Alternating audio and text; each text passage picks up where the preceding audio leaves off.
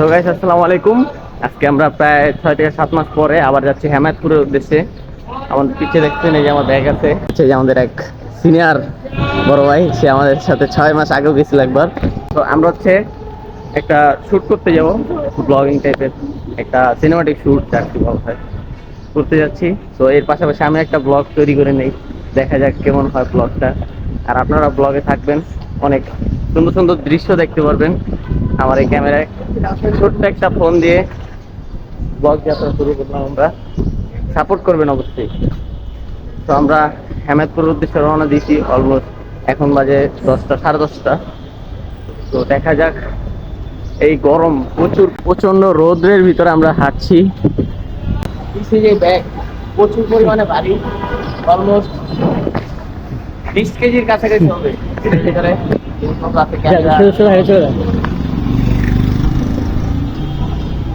আপনারা আমাদের সাথে থাকুন, আমরা যাচ্ছি। গাইজ বর্তমানে আমরা আছি গাবতলী এরিয়াতে। 7 মাস আগে এই রাস্তার অবস্থা একদম বাজে ছিল, আর এখন আলহামদুলিল্লাহ রাস্তাটা একবারে সুন্দর হয়ে গেছে। আর আমরা মিরপুর এরিয়া কোনো ভিডিও দিই নেই, কারণ হচ্ছে সেখানে অনেক যানজট ছিল। আর আপনারা এখন দেখবেন হচ্ছে ডাইরেক্ট হেমায়তপুর গিয়ে আমাদের। তো গাইজ এখানে কাহিনী হয়েছে কি, আমি যখন এডিট করতে আসি দেখি যে এত পরিমাণ নয়েজ বাতাসের কারণে আমার কোনো একটা ভয়েসও আসে না গা। আর দেখতে পাচ্ছেন আমার চুল টুল একদম লড়তেছিল অত বাতাসে, এত পরিমাণ বাতাস, আমি যে কটা ভয়েস দিচ্ছি একটা ভয়েস শোনা যায় না।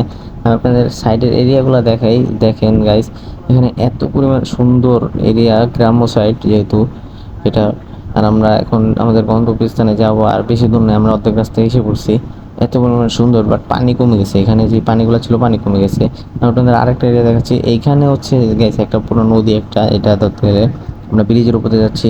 পুরো একটা নদী ছিল, আপনারা আমাদের 7 মাস আগের ভিডিওটা দেখলে বুঝতে পারবেন যে কী পরিমাণ পানি ছিল। পানি অনেক কমে গেছে, অনেক অনেক অনেক পরিমাণ পানি কমে গেছে। আর আমরা আমাদের এখন অটো থেকে নেমে দেন আপনাদের সাথে দেখা করছি। আসছি বিনাডেঙ্গিতে, হেমায়তপুর নামছি, নামার পরে বাসের ওই এলাকা পরিমাণ এত পরিমাণ জ্যাম জট, তাই জন্য আর ভিডিও করে দেখালাম না।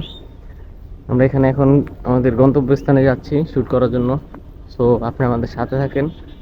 আর আশেপাশের যে পরিবেশ খুবই সুন্দর, ওয়াও।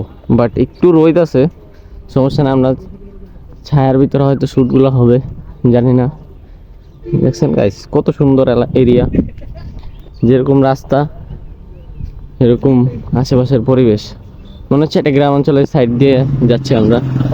ধরতে গেলে এটা গ্রামের ভিতরেই পড়ে, আশেপাশে খুবই সুন্দর পরিবেশ। তো আপনারা আমাদের সাথে থাকুন, দেখতে থাকুন, আমাদের শ্যুটগুলা হবে, আপনাদের কিছু ক্লিপ দেখাবো, সমস্যা নেই। গাইস আপনারা যারা মাইন্ড ফ্রেশ করতে চান তারা সপ্তাহে একদিন হয়তো এই জায়গাটা ঘুরে দেখতে পারেন, যাদের ছুটি আছে সপ্তাহে একদিন তারা এই জায়গাটা ঘুরে দেখতে পারেন।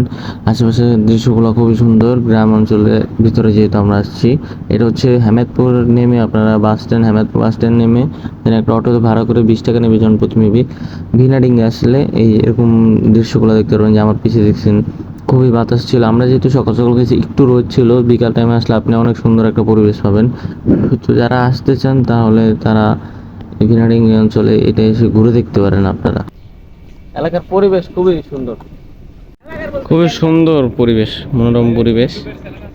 এখানে হচ্ছে আমাদের গিম্বেলটা সেট করা হচ্ছে ভিডিও শুটের, দেখতেই পাচ্ছেন। রাস্তাঘাট খুবই ফাঁকা, বাট একটু রোদ, বিকাল টাইম হলে অনেক সুন্দর ভিউ পেতেন। আমরা আসছি অলমোস্ট এখন 10টা, 11টা বাজে, 11টা 43 বাজে। এত পরিমাণ রোদ, একটু পরে রোদ কমে যাবে, তখন আবার এই জায়গা ঘুরে মজা পাবেন আপনারা।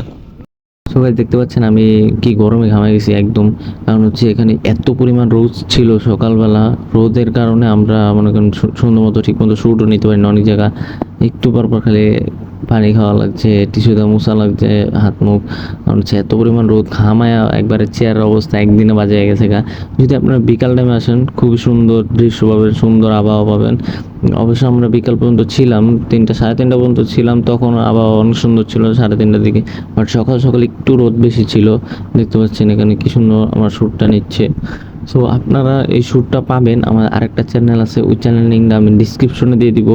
আপনারা ওইখানে গেলে আমার যে ভিডিও শ্যুট করা হয়েছে ওই ভিডিওটা আপনারা দেখতে পারবেন।